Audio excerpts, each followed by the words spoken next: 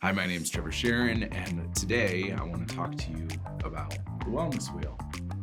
The wellness wheel was created by Dr. Bill Hetler in 1976. He's the co founder of the National Wellness Institute. And the wellness wheel is a really excellent tool to be able to understand some of the ways that we might not be doing as well as we would like to be doing. Dr. Hetler's approach was to identify 6 dimensions of wellness, and those are occupational, physical, social, intellectual, spiritual, and emotional.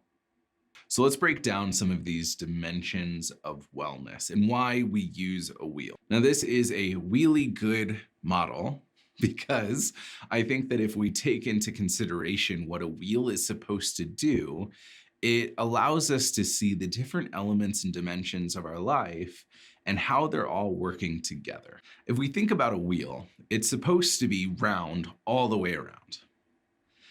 But let's say that it's not. Let's say that instead of a round wheel, we have a square.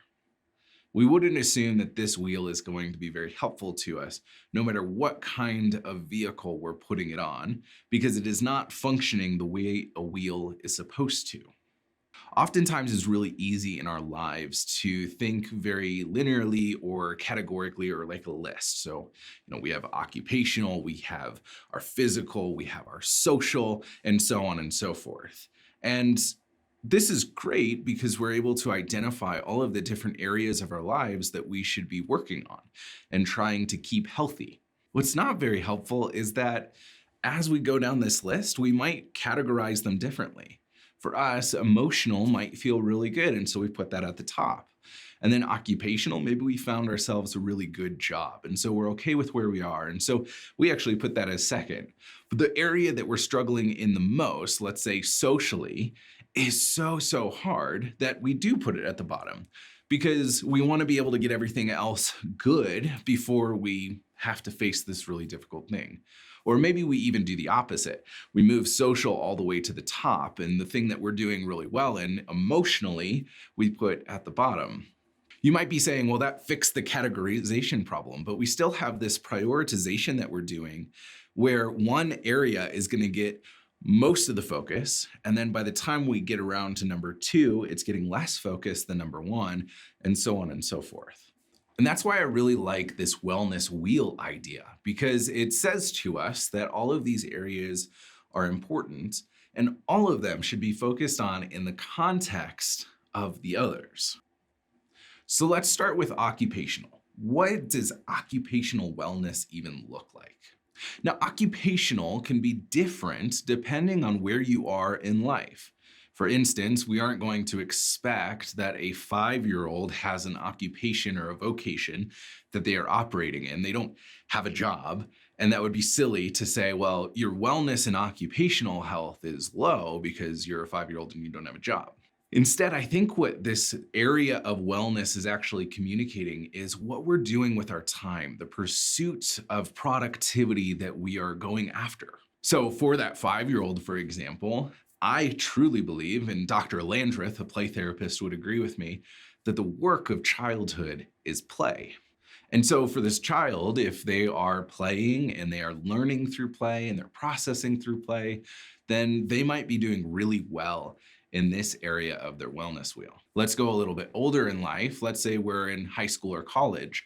The occupation at that time might be vocational as well as educational. Sometimes it's really helpful for us to be able to view our school and our education as part of our occupation, because we are working towards something beyond just being in school most of the time. Now, some of the aspects of occupational wellness, I think, are if you're working or not.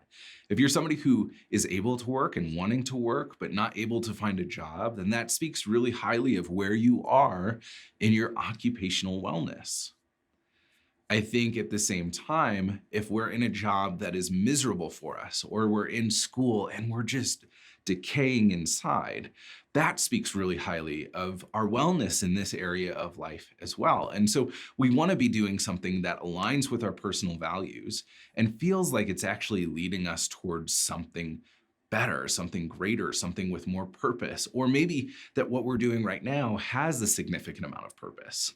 Now, as we go through this activity, what you're going to do is on the worksheet that's attached, and there are other worksheets that we've linked to as well, since this is Dr. Hetler's activity, he has one, and there are others that have been created. But for this one, what you're going to do is you're going to look at your health in this area of wellness. And then you're going to fill in the amount of wellness that you feel in that area. So, for example, if you are talking about occupation and you have decided that you are a college student who is working at a restaurant as a server and you're making just enough money to get by, college is really expensive, but you're being challenged in ways that feel really healthy for you. And it feels like this college education is something that is going to build towards the career that you're really looking for. It aligns with your values, but it's also really hard. And the serving job is really hard, even though it's really good. You might say, okay, I think that I have this much in my wellness. It's not perfectly well. There are still things that are really hard and I wish they didn't exist, and I'm still struggling to figure out how to navigate this whole process.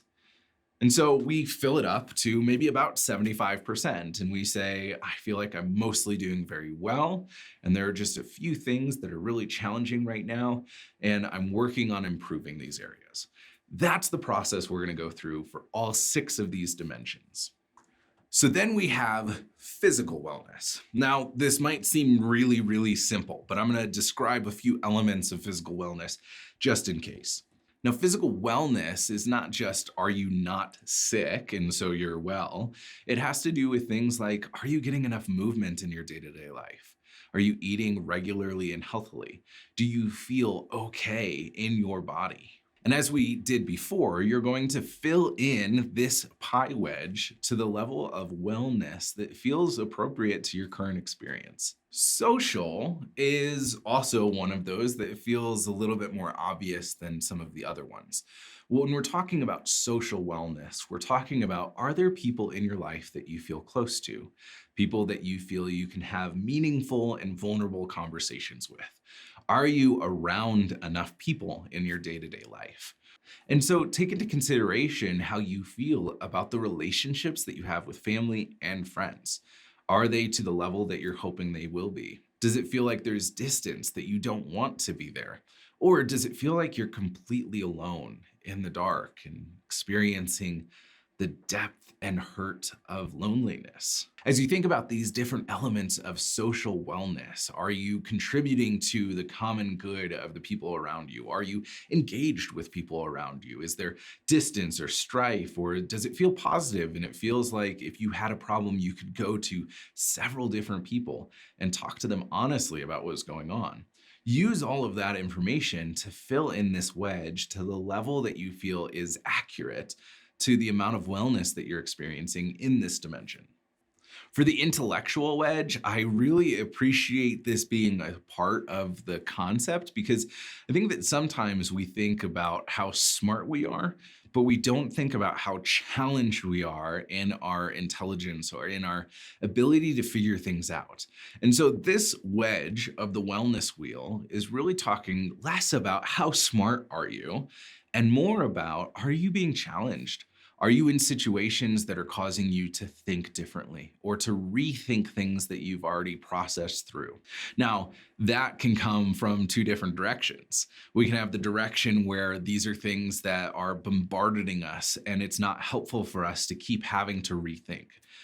My mind goes to some experiences of anxiety where we're constantly being challenged with thoughts and problems that we're trying to solve, but it's not helpful. And we wouldn't say that this is part of wellness for ourselves. On the other hand, we might be one of those individuals that goes to trivia nights and it feels really engaging. Or maybe we're in college and what we're learning is really, really challenging, but we're seeing that we're able to achieve new steps in the process as we go forward.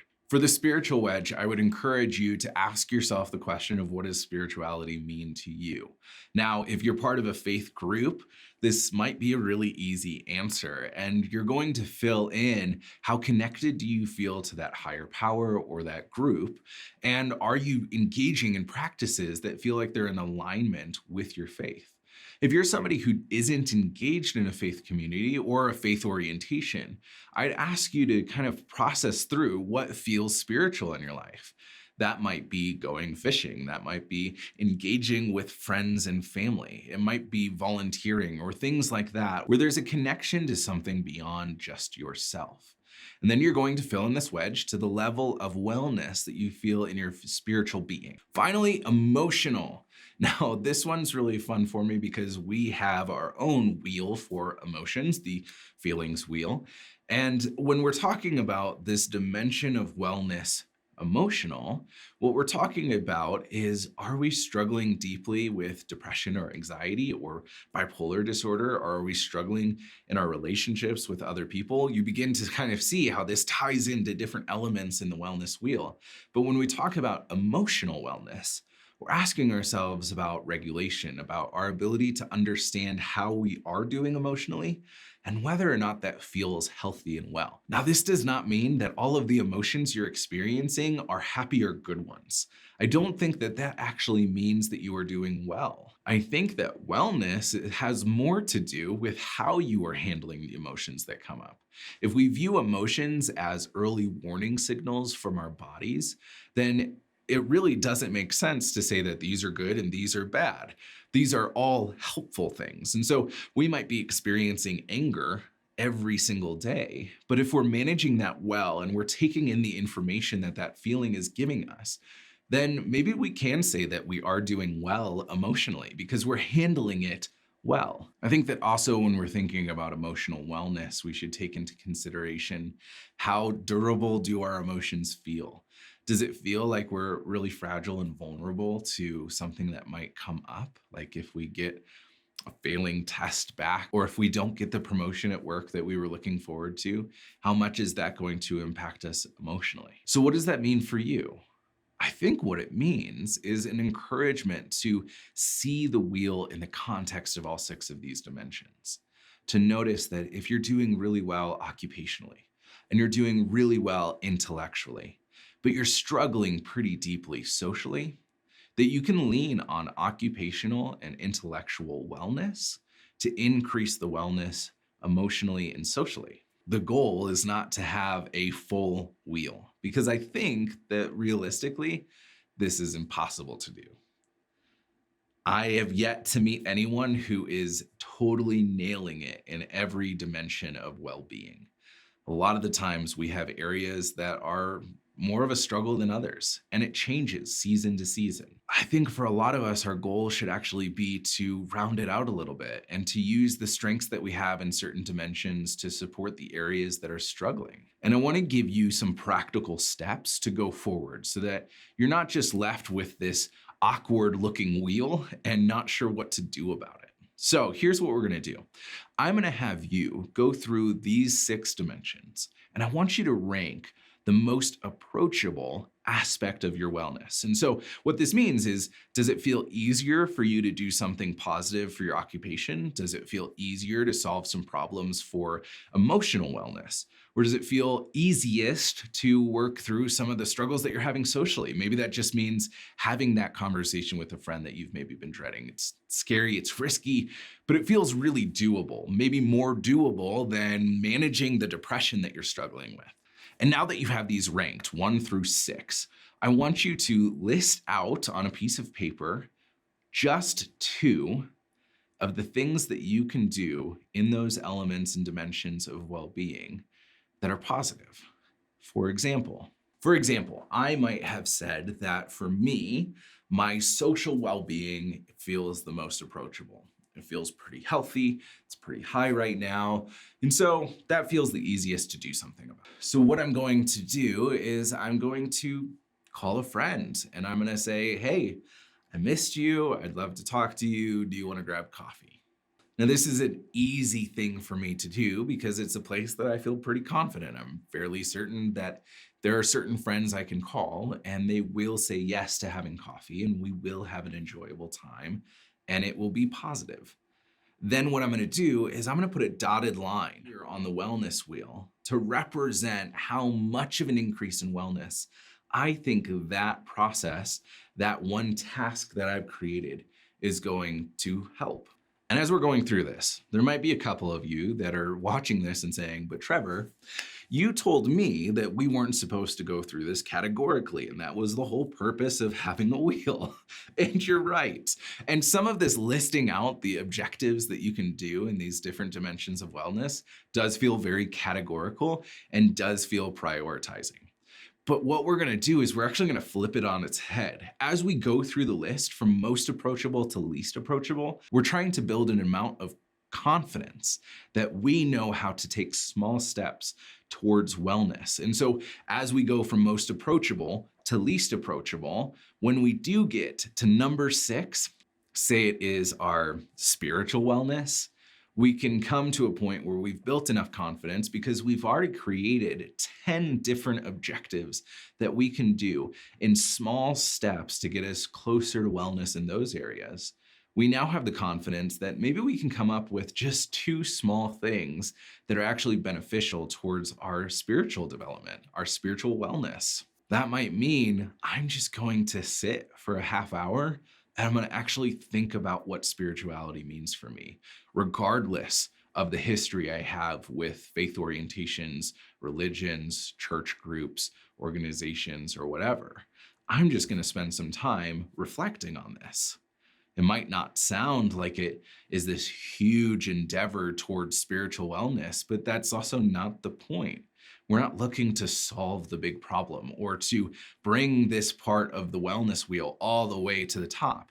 We're just trying to make small strides towards increasing wellness and rounding out our wheel. And so as we come to the end of this, you have this example of what your wellness wheel looks like, the different dimensions of wellness, how well you are doing in them. You also have a list of small steps that you can take towards increasing wellness in all of those areas. And now comes the hard part, actually taking the step and doing some of those things. My hope for you in this activity is that you find some time to reflect honestly with how you're doing in these 6 dimensions of wellness, and that you choose to see strength in the midst of what's going on, even if everything's low. See that as a way of you have a pretty well-rounded wellness wheel, and you've got lots of room to grow. But as far as a wheel, as far as functioning, maybe you're actually doing okay.